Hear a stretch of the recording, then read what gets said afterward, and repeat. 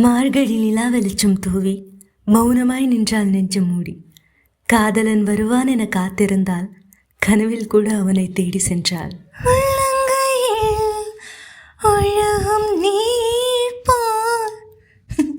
நமக்கெல்லாம் வராது, டைரக்டாக பாட்டுக்குள்ளே போயிடலாம்.